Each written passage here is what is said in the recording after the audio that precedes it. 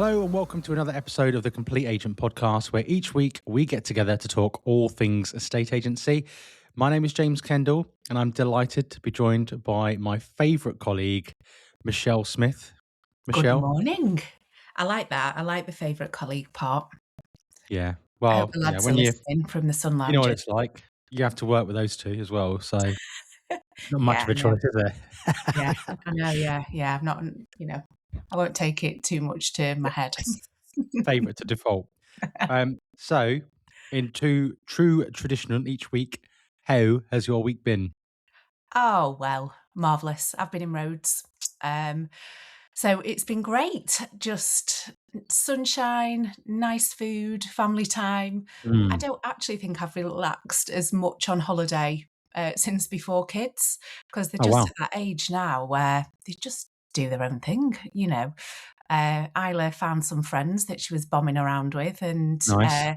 Amelia is obsessed with getting a tan. She's 13, so she, dedicated her time and energy into that. Going on Um, 21 by the sounds of it. yeah, yeah, totally. Um, so yeah, it was lovely. And the thing that I enjoyed most is just that mental unplug from the day to day and life, Mm. really. Um, which I know we're going to come into later, but it really makes my brain work in a different way. I always come up with ideas for work, for life. So yeah, that mental unplug has been amazing. So I've had a great week. Thank you. Good. Well, on the flip side, to be fair, we've had a half decent week estate agency wise. We've got some challenges with sales progression at the moment, with buyers wanting reductions and sellers not wanting to give them.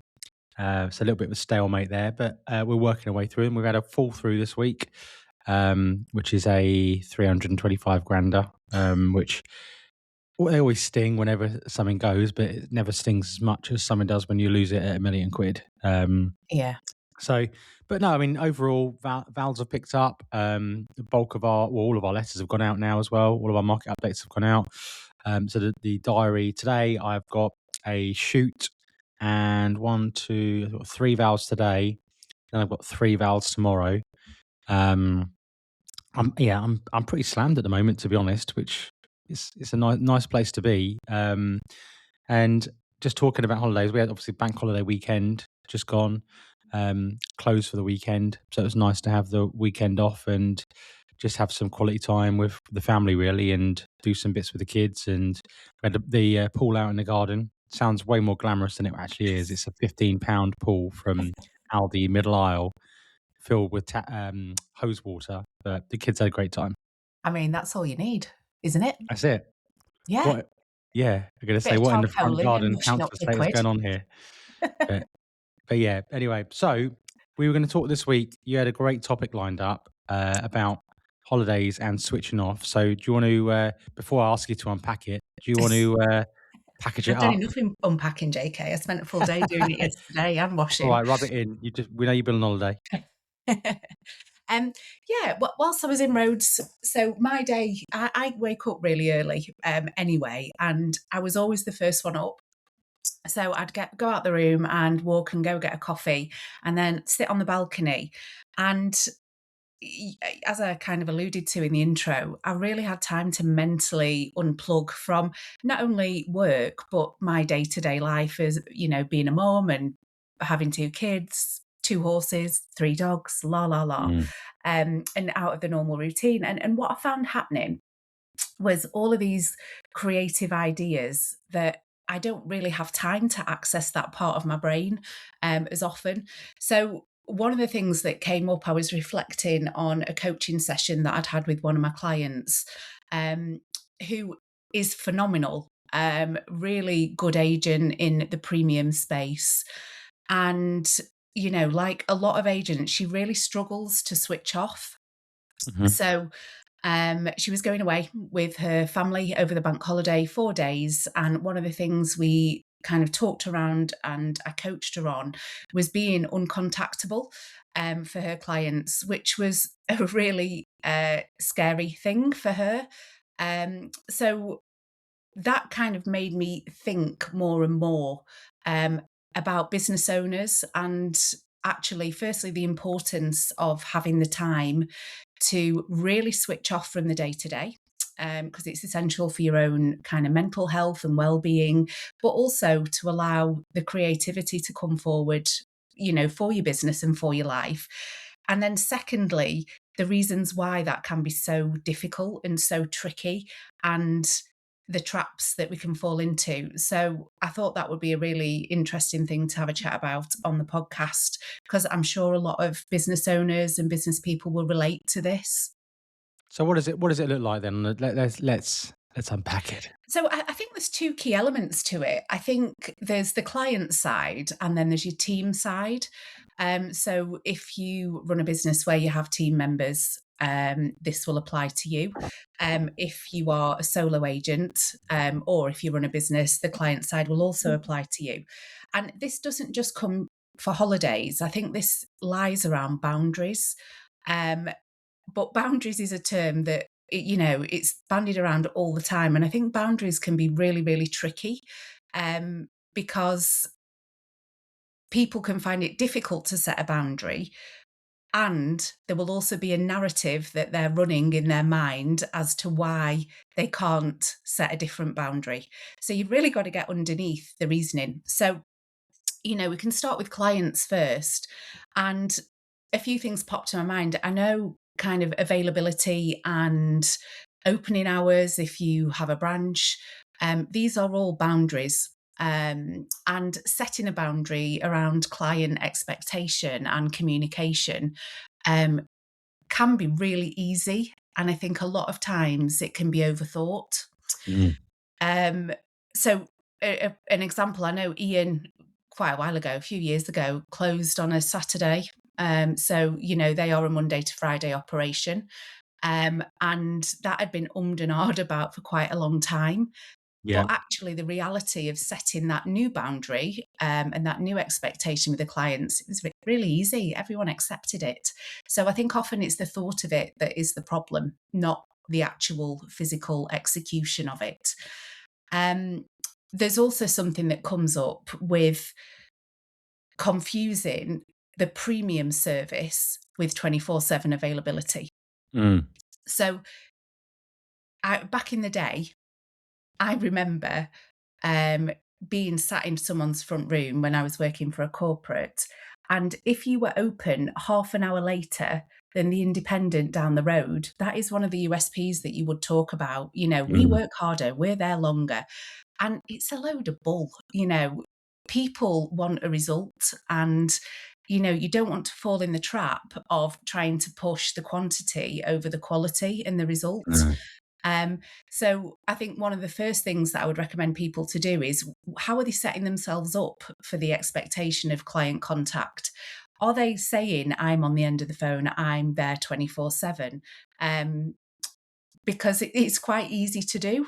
But again, that's quite easy to unpick and set new expectations. What do you think about that? A lot of clients are a lot of clients are really understanding. The right clients are the ones, and it all goes down to who you attract as clients, and if they're made of the same sort of moral fiber as you are.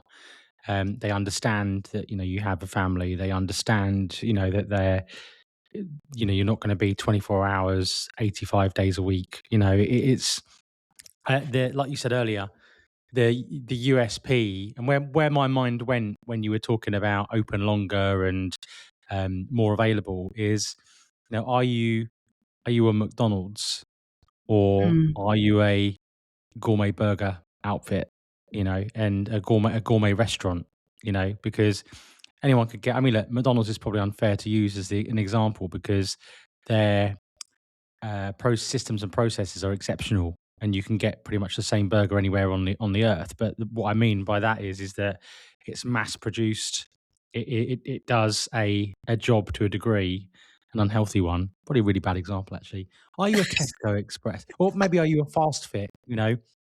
A fast fit garage that's got low skill. You're going to take your Ferrari into a fast fit garage that's open later, or do you want to wait for the specialist that knows your car mm, inside out and is going to take good care of your car, knows all of the intricacies and how it works, It's like anything, there's always someone that's more available. There's always someone that's open later. There's always someone that can do it cheaper.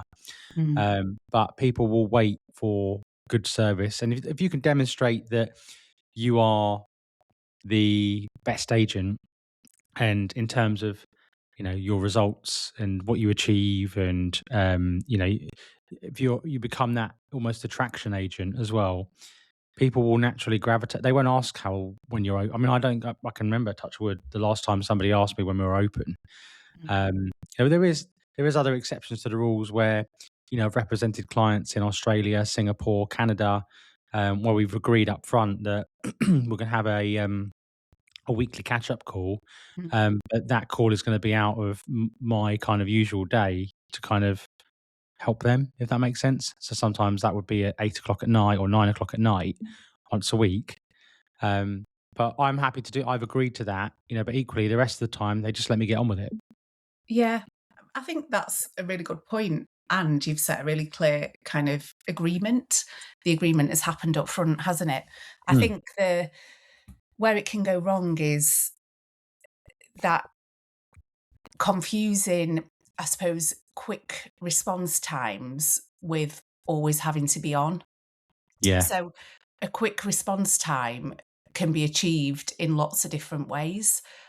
It doesn't mean that you have to be on 24/7, and not go away and have kind of uninterrupted family time, or whatever it is that you want to do. I think one of the things that comes up if I ever deal with this type of stuff in a kind of coaching setting, it is definitely the meaning that somebody makes of it and the narrative that's running underneath. And this happens subconsciously. They're not making a conscious decision, and this isn't in the forefront of their mind.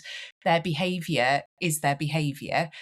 Underneath it, there is definitely a positive intention. They're trying to give an excellent client service. And there is a fear element running underneath generally, which is making them do it. So once you get underneath that and really look at it and work through it, then they can come up with different scenarios and solutions. Um, so I think making sure that the client communication and expectations are really clear. Practically, when you are going on holiday, either having a call in person or sending a message, depending on when you've last contacted them, and just explaining, I'm going away, having some much needed time with the kids. I Hmm. won't be available until X date. If the office is open and you want to do that, to say there are people available Monday to Friday. Should you need anything, I will catch up with you on my return. Um, and it's being okay with what happens as a result of that. So it's working through what is the actual worst case scenario. Say if the world imploded for that Mm, client, and you weren't contactable for those 3 days, what actually is the worst that would happen? yeah.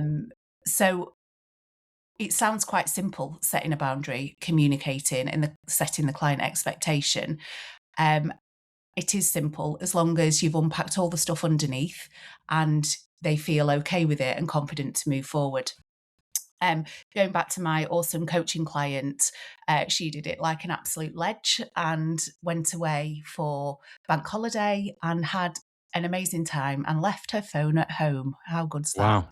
And the world didn't implode. So, onwards and upwards, that's the first step of resetting a kind of bedded in behavior, is doing something different. So, yeah, On those bits, so we've again a little while back, so we've done a couple of different things that I've had various different comments on from different people about. Oh, I don't know if I'll do that. Um, but like, so for example, we used to be nine till 6, and we changed to 9 till 5:30. yeah, And I did look at doing 5, but I just feel like I looked at the how often we get caught. A lot of people sometimes wait till they finish work at 5 to then yeah, call. So we do need that extra sort of 15-20 minute buffer to give people the chance to call. Like, and I don't mean clients, I mean inquiries, if that makes yeah. sense. Hmm. The other thing we did is we again followed suit, closing on the Saturday as well, um, because we were employing someone to basically sit in the office, twiddle their thumbs, and answer 3 phone calls. Yeah, Um, and it just wasn't really a productive. The person that was doing the Saturdays didn't really want to do the Saturday. Um, it's a hard position to fill to get someone just to work on a Saturday. But then also equally, just going back to the closing on Saturdays. Closing on Saturdays doesn't mean that your business is closed.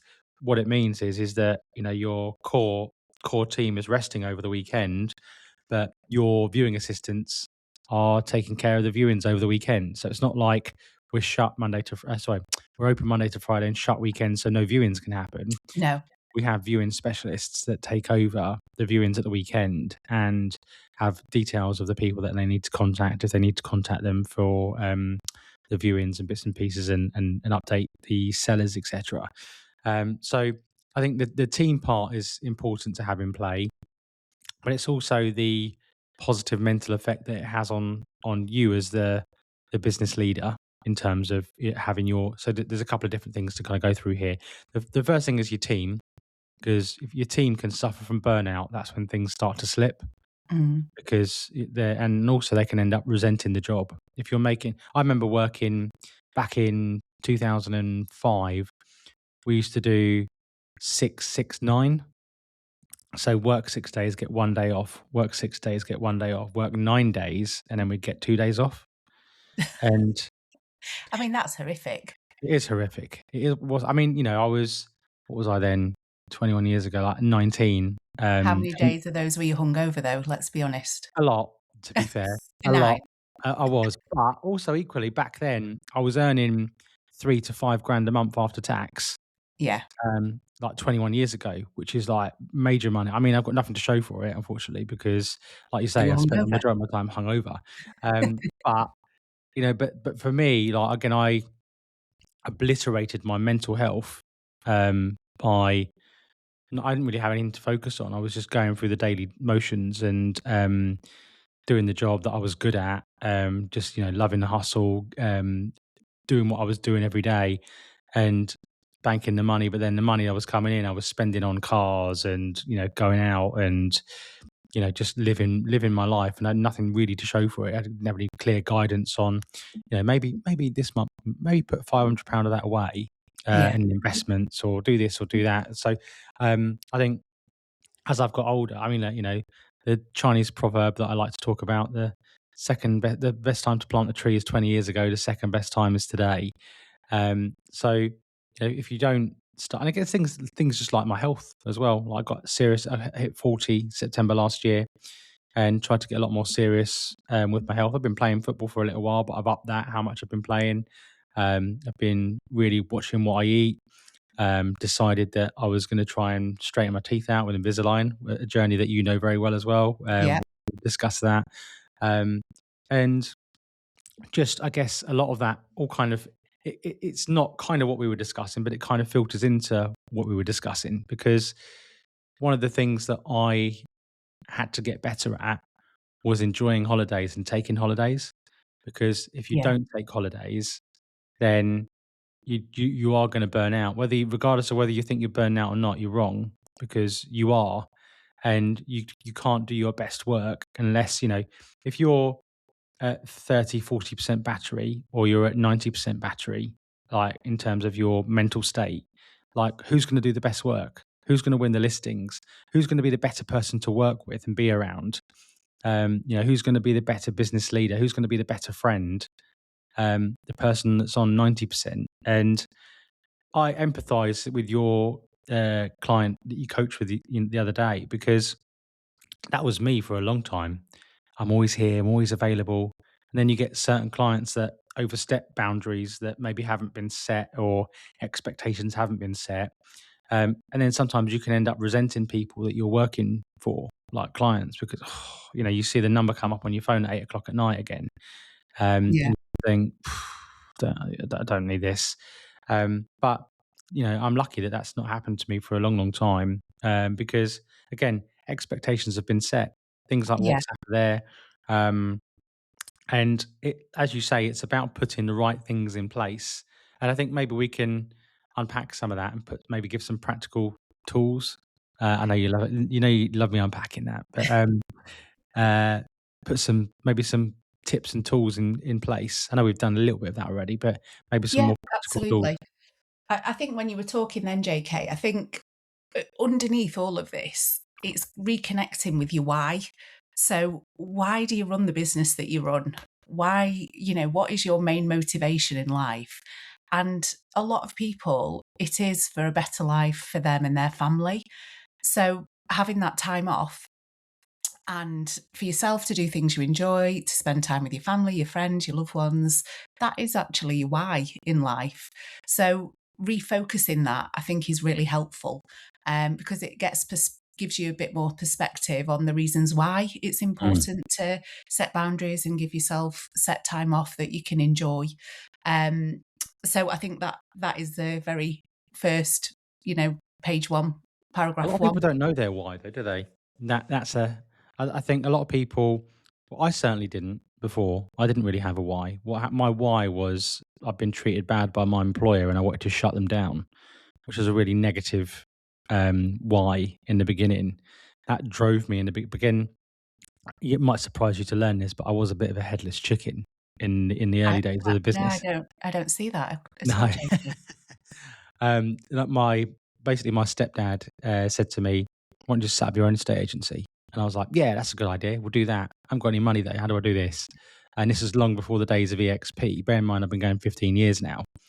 And I took a credit card out and put the Rightmove subscription on the credit card. Got a camera. Had a company car, so I bought a cheap car for £500 that had to park around the corner.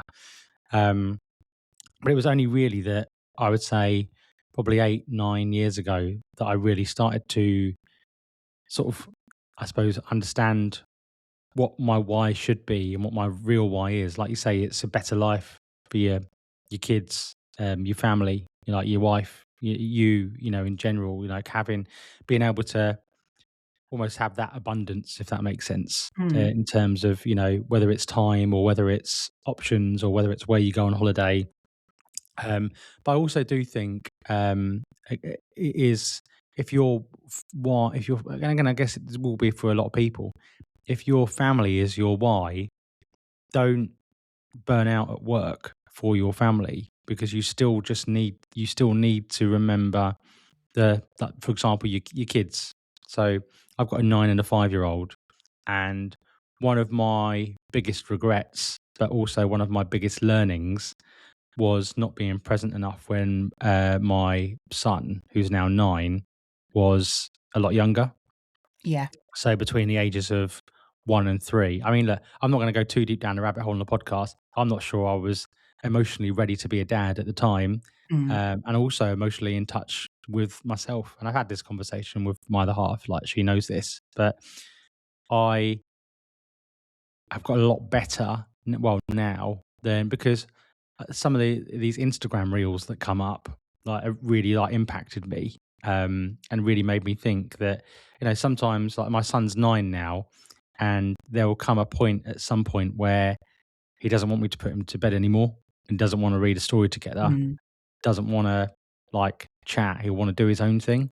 yeah, But then my daughter has also got the benefit of that experience for me, whereas she's just turned 5 and she's got a far better version of me than my son had at that age. But a lot of that just comes from obviously being, I suppose, emotionally intelligent enough to recognize that. But a lot of that came from work. Like, I was a very busy fool. Like back in 2017, 2018, I would be proud and wear it like a badge of honor to be making calls to clients at 7 or 8 o'clock at night, or making excuses that I couldn't do bath time or bedtime because I had calls to make and stuff to do. Um, and the reality was, like, if I'd ran a better business at the time and been more emotionally intelligent and set better boundaries with clients, then I could have done all of that. yeah, And probably been better. But again, it's just having that conversation with yourself. I think sometimes people need to be very honest with themselves about who they are, what their priorities are, and also to set boundaries. And if you're chasing after those 1% clients, those 1% clients are going to be the ones that give you the most hassle. mm, Whereas the 2% clients are the ones that understand your values, align with you and what you do. The price isn't the issue, it's you they want. and Yeah. it's the experience that you can provide. And I think there's a quote, isn't there? People don't buy what you do or who you are.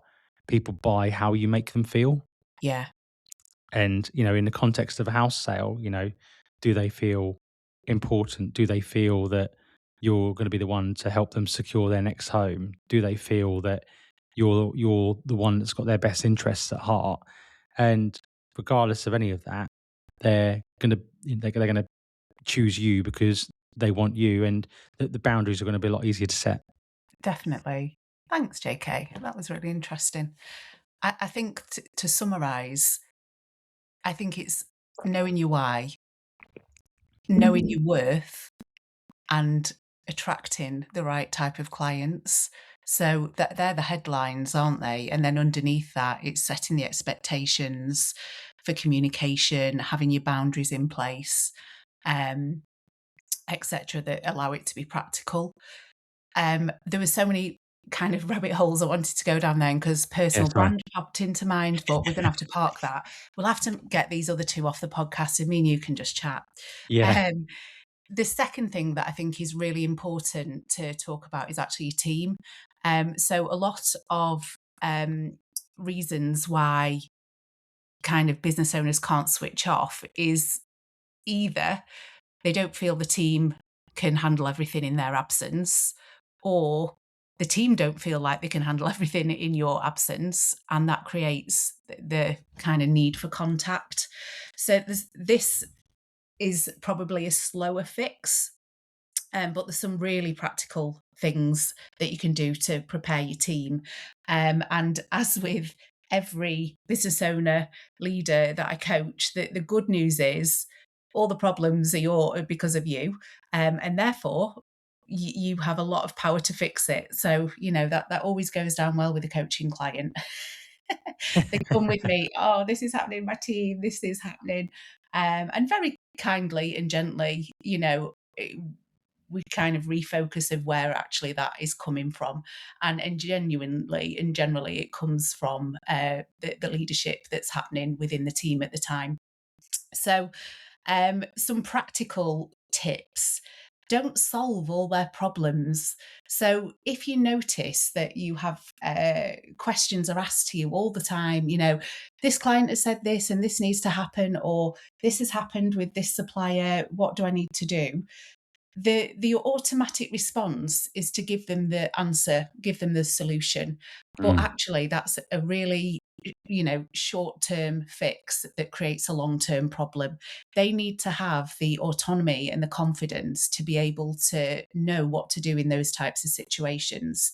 So practically what I suggest is ask them the question, don't answer it, and just say, what would you do? What do you think the right next step is? And if you feel they give you an answer that's full of holes, ask them questions. What would you do if they came back and said this? Mm. What would happen if they didn't take that well? Have you thought about this? So you're basically coaching your member of staff through a problem solving scenario. And what that does is it builds their confidence, it builds their problem solving skills, it gives them accountability, and it expands the comfort zone. So it's win, win, win, win. So when you are wanting to go away and know that the staff can handle whatever's going to happen while you're away, doing this type of pre work is essential. Um, that is definitely where I would start. With that comes the need for them to feel psychologically safe to fail. Mhm. So, how are mistakes handled within your business? Because if you haven't got that, they'll be very reluctant to, operate in problem solving mode.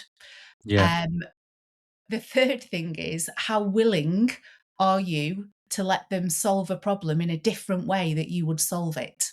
Mm. And that's a really interesting one, because there's more than one right way.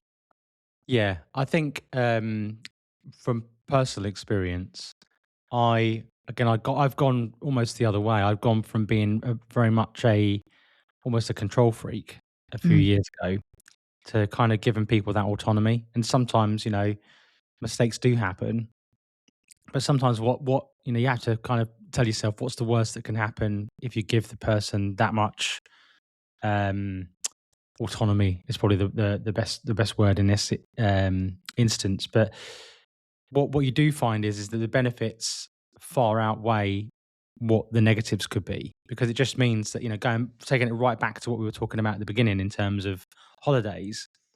When you explain to your clients, oh, I'm off on holiday for a week, but the team are here, and something happens or something pops up, or like, for example, basic things like even not being on holiday, but the team doing a WhatsApp sweep every day, Yeah. so nothing is missed. Like setting those little micro habits within the sort of team culture, that what happens is, and then, for example, on the whiteboard, um, an offer's been made, but the AML hasn't been done. Like when the morning meeting, right? Okay, well, the AML hasn't come back yet. We need to chase the lifetime legal and for the check. But these are all things that previously I was having to ask in the morning Yeah. meeting, to remember everything and going, what's going on with this? What's going on with this? What's going on with this? But having the systems in place and giving the team the autonomy that they can now go, like, for example, yesterday, we agreed a sale on a house, and the seller's away and the buyer's away, and I've been pretty much flat out this week, and the Amy, who's my sales progression manager, she is again in her mind going, right, okay, what do I need to do here? What do I need to do on this sale? Right, okay, we haven't had the solicitors in for the memo yet. She's automatically, without me having to go in the morning meeting, what's going on with this? The day before, she's already reached out to both parties and said, have you decided who you're going to instruct for your solicitor yet? So we can get the sales advice started. Like little practical things like that. But also equally, I think sometimes as a business owner, when you're not giving your team autonomy, the problems that you're creating that you think are going to come in are far smaller than you could ever imagine. You're imagine nuclear World War III sometimes when you think what could happen, when the Mm, reality is generally nothing does happen. And as you said earlier, what is the worst that could happen that mm, isn't going to be fixable within a week of you returning? Ian shared a practical tip that he uses when he goes away. I'm sure that's probably something that you've helped him implement, and he's passed it off on his own. There's another guy in PCA a bit like that, but we won't talk about him. But just in terms of having that Ian's holiday on the WhatsApp group, where all the core team are in there, it's pinned to the top of his WhatsApp, and anything that can't be dealt with, that is nuclear and needs his attention, mm. just goes in that group. So there's only one group to look at while he's away, and if it does need action in, he can get on with it. But equally, he can enjoy his holiday. The other thing I would just say on this, like, whilst it's great to switch off on holiday, like me and Ian and Dave have both, all three of us rather, have all said before that there is something quite cool about, because obviously we're in the upper end of the market, you have like buyers and clients that sometimes do need you available, even if you are halfway around the world. Mm, And there is somewhat of a buzz of sitting around the pool in Dubai, and the client knows you're away, the buyer knows you're away, and you've got your AirPods in, like you've got the pool running in the background. There's nobody around, and you're negotiating a £3.5 million deal, like around the poolside. There's something that's quite gives me a bit of a buzz about doing that, which is why I do what I do. Um, but it's not the same as, oh, such and such has just happened. Oh, so and so's pulled out. Oh, this has happened. What do we need to do? Like you said earlier, it's the practical advice in terms of your team being able to handle those situations. And if there is anything that does turn nuclear, then give them the tools and the almost the instructions really. And if this happens, we would do this. If that happens, we could do that. But also check this, and this before, because let's say, for example, it's a sale that's fallen through and it's only been agreed, unless it's been agreed 5 weeks, we know that has to be off right move for 7 weeks in order to appear as a brand new instruction. So you're going to have to deliver the news to the client either way, and say to the client, look, unfortunately the buyer has fallen through. Like this week, for example, we've, as I said, we've had a one fall through. The advice to our client, and again, this is exact scenario, is not going to be to relaunch immediately in the middle of half term when has been a quieter week for viewings. Like the Mm. valuations, for some reason, it's been mental, and take-ons, but for viewings, it's been a bit quieter. But having the ability to just say to your team, "Look, you deal with this," and so yeah, sorry, where I was going, I completely lost my train of thought there because I was thinking about two different things. But anyway, what I was trying to say is with that client, the advice my team are going to give them is to wait until 7 weeks. So they'll say to the client, "Look, we've been sold for 5 weeks.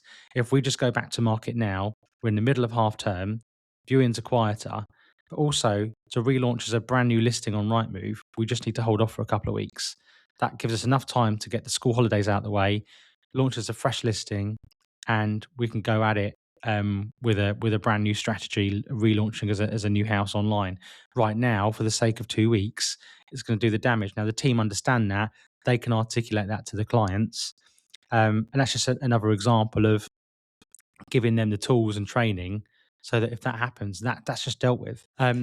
So yeah, it's about giving them I suppose the tools and tactics to be able to do what they need to do, and handle it with that autonomy that you discussed before.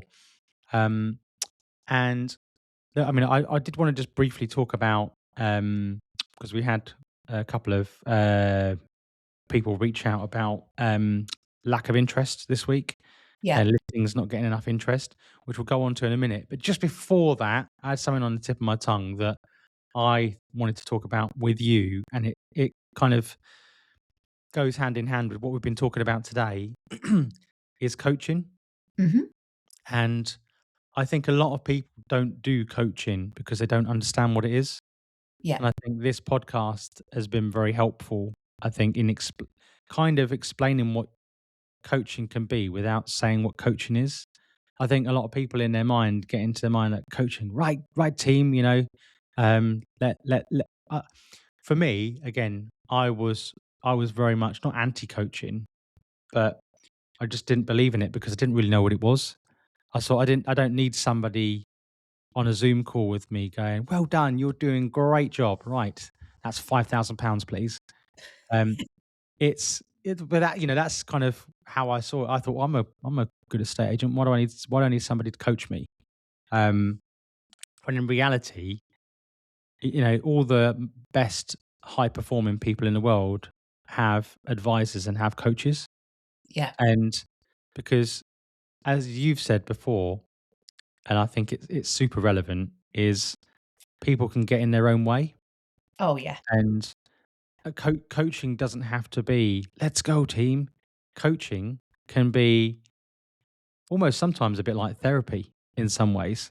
Um, in and what I mean by that is sometimes as a business owner, you're kind of, and this is where TCA obviously, and this isn't a plug, TCA kind of comes in sometimes. But as the business owner on your own, you are making those decisions on your own, and your sounding board a lot of the time can be your wife, your husband, your best mate. And none of them are in, or rarely are they in the same industry, or are they in a position of experience to be able to give you the advice that you need. And I think that's where I think coaching can be really powerful, like what you spoke about here, right? So if you said to somebody, you coach somebody about going on holiday, Hmm. like that's not one of the things you'd expect on a USP when you're reading about coaching. We'll coach you how to go on holiday. But that is really, really important, and that's had a massive impact on that person's life. And that's just one part of it, right? That's just one small part of what that Yeah, is. it is. It is. I think, I mean, I love coaching. I've had therapy and I've had a coach and have both of them on and off all the time and highly recommend both. They are very different. So, coaching is action orientated. So, it's a collaboration between two people, and the coach is there as a guide and a mirror and a challenger. So, if somebody wants to achieve something, get somewhere, um, et cetera, whatever that may be, the coach's role is to kind of go with them on that journey. And I always say one of the biggest reasons we don't get to where we want to be is we stand in our own way. That the coach is there to remove that obstacle. Mm. So really understand and help that person understand what it is that they're doing that's stopping them get to where they want to be. Um, Through guiding, questioning, mirroring, supporting, offering suggestions at the last part. I truly believe that most people know actually what they need to do. That isn't the issue. The issue is the implementation. Mm. Um, so coaching is highly valuable, and there is a distinct return on investment for coaching. Um, so, I 100% believe that my clients will get back multiples of what they invest in the coaching partnership in the additional results that they'll have achieved in their business, in their life, however they want to use their coaching. And you use the example of the holiday. That was one very small facet of a bigger kind of coaching aspiration. Um, but yeah, coaching is absolutely vital for business people if they are really serious about accelerating their growth. And I look at it as you can have continuous improvement. So year on year, getting a little bit better, a little bit better, a little bit better.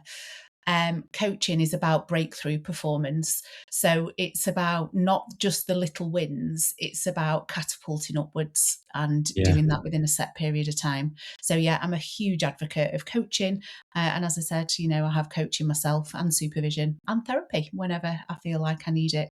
I think the other thing as well is that you kind of coaching takes the emotion out of some of the decisions that need to be made.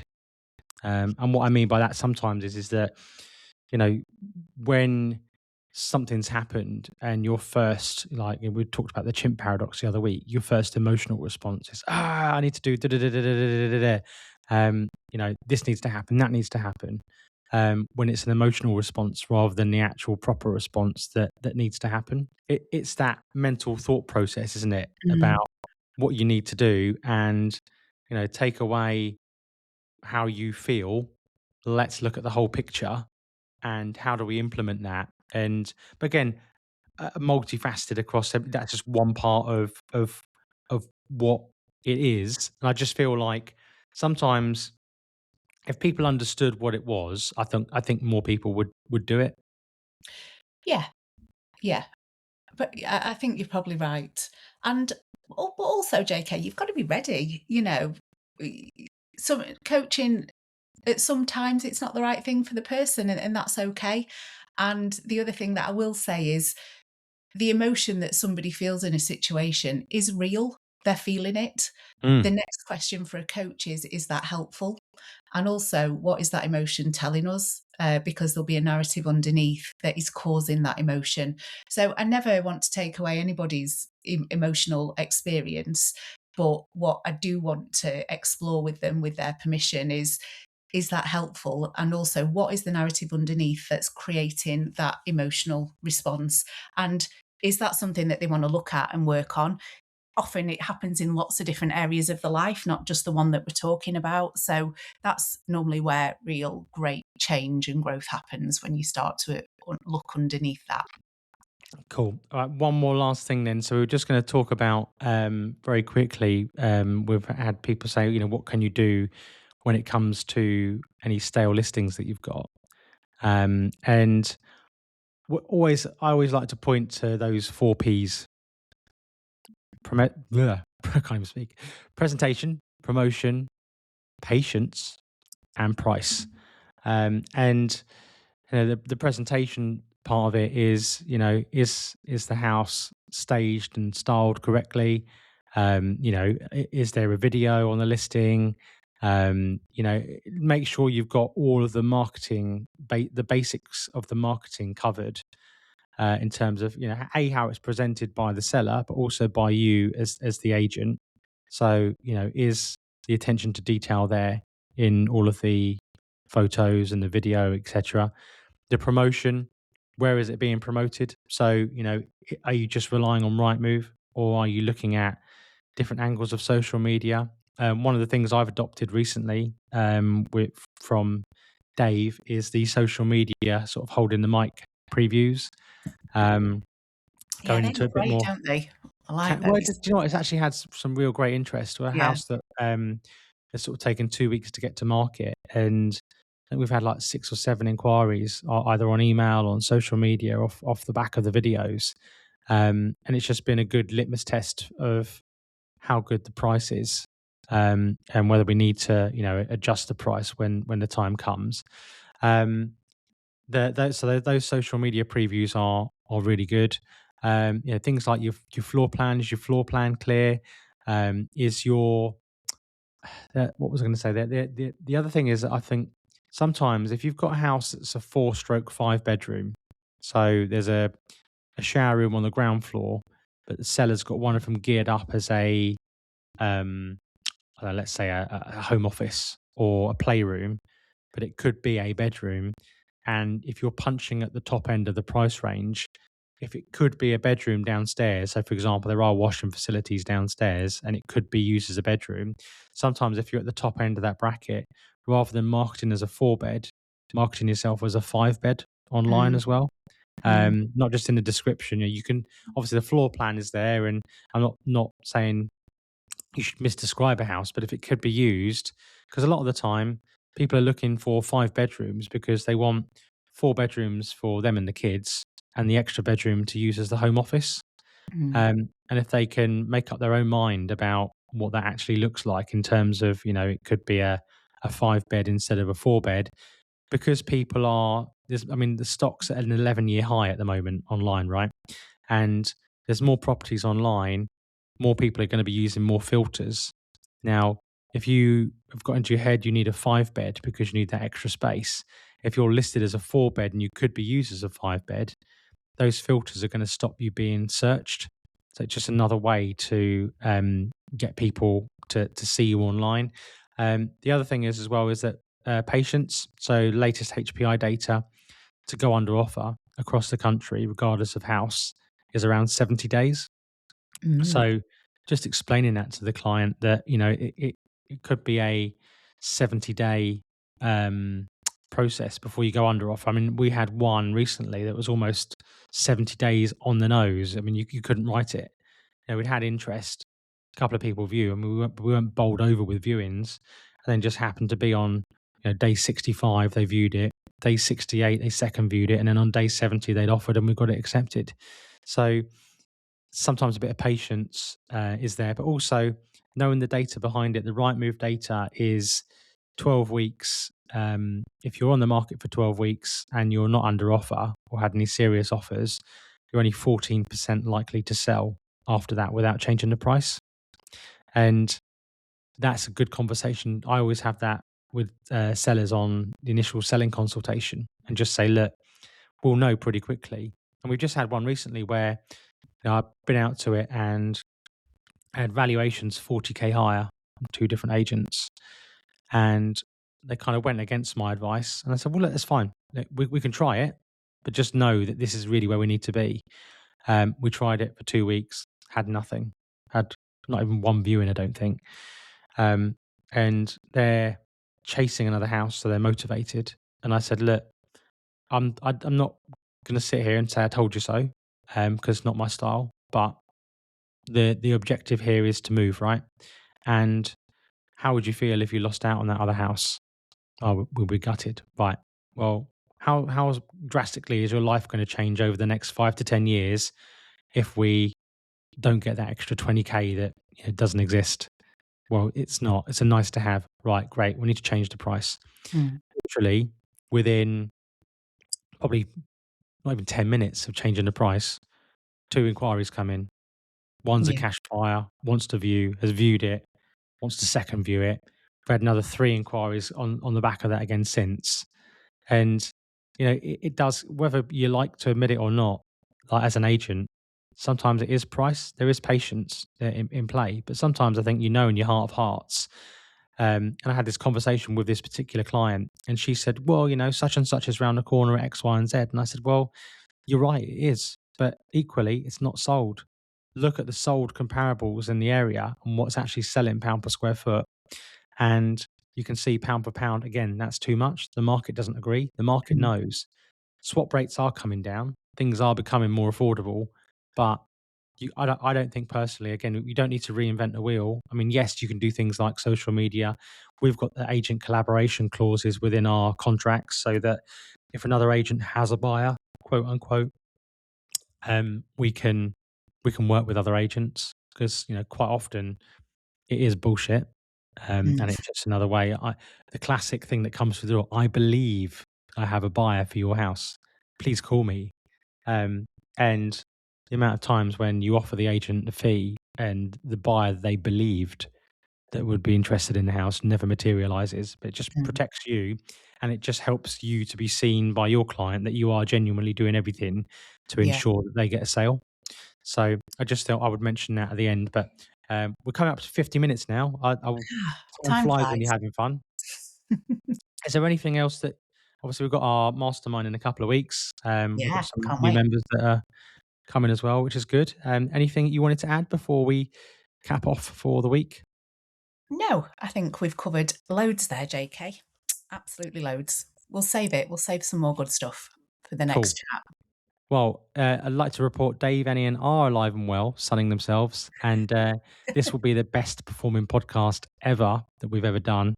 And we will look forward to seeing you all next week. Bye.